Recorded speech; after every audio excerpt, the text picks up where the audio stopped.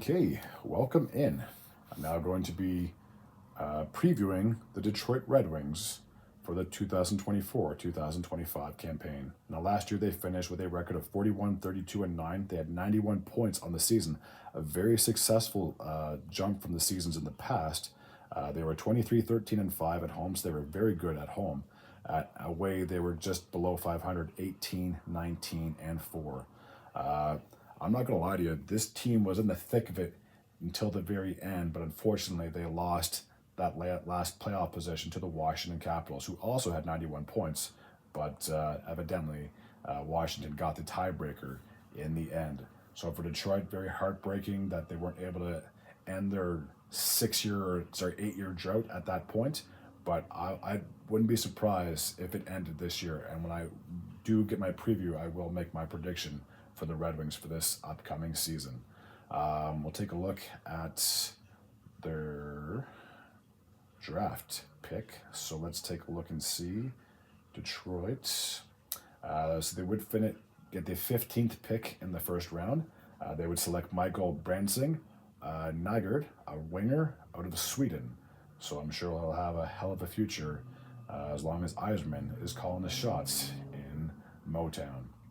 So let's take a look at the roster from last year. And as always with all my videos, we'll see who's still there and who is not. So the guy that I just said that they drafted, Michael Brandzig Nygard, he's the first on this list. JT Compher has 4 years left to go on his contract since signing with Detroit last offseason. Andrew Kopp has 3 years left to go on his deal. They have Nate Danielson in their system. I don't believe Tyrannic has come back as his name is not on the list. Alex DeBrincat was acquired by the Red Wings last year. He has 3 years left to go on his deal. After that, there is Alexander Doucette, Sheldon Dries. I'm pretty sure Fabry has left. He either got bought out or traded, but either way, he's no longer a member of the Detroit Red Wings. Emmett Finney is also there. They have re-signed Christian Fischer, so he is coming back. Tim Gettinger has been added to the roster. Cross Hannes is on the roster as we speak. Patrick Kane has re-signed with the Detroit Red Wings, so that was the big thing when it came to the offseason. Where's Patrick Kane going to go? Obviously, he wants to be on a team that he feels comfortable with and believes, hey, he can compete. And like I said, he almost helped Detroit get back into the postseason, and I can see that drought ending a lot sooner than maybe most people think. Marco Kasper has been added to the roster. Dylan Larkin, their captain, has 7 years left to go on his deal. David Perron has been signed by the Ottawa Senators. Who else do we have on this list? MDS Lombardi has been added to the roster. Carter Mauser has been added as well. Tyler Mott, I believe, played for the Rangers last year. He's been added to the roster. Michael Rasmussen, his contract did expire, but he has signed a $3.2 million contract over 4 years. Lucas Raymond is not on this list, but I have a funny feeling it's only because they're still trying to work out his contract, considering his rookie one just expired. Jacob Rylashvosky has been added. Joe Snevely is there.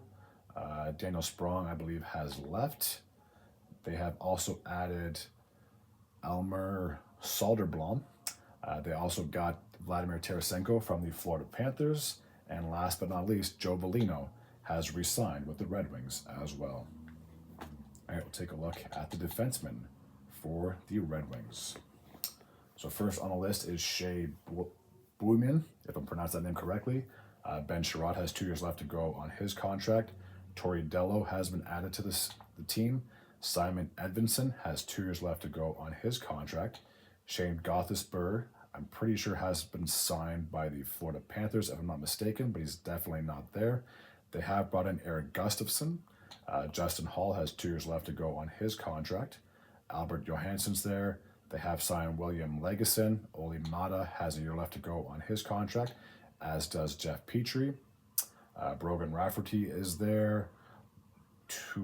Mosita is there. If I'm pronouncing this name correctly, Emo Viro is there, and William Wallander are there. The only reason Moritz Seider is not on the list is because I'm pretty sure his contract is still being negotiated, considering that he's entry level deal is done, so I'm sure he's looking for a bit of a payday. And Jake Wallman's name is not here, so there's a very good chance, since he had 2 years left to go on his contract, he has been traded away. All right, when it comes to the goaltending situation for the Detroit Red Wings, there's Gage Alexander. They have signed Jack Campbell. Sebastian Kosa is there. Carter Gylander has been signed. Ville Husso has a year left to go on his contract, as does Alex Lyon.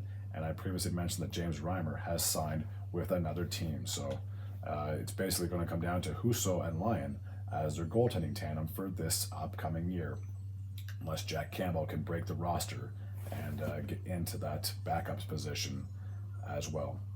So for the Detroit Red Wings, I'm going to make my prediction. I say they finally end their 8-year drought and they make it in as a wild card team.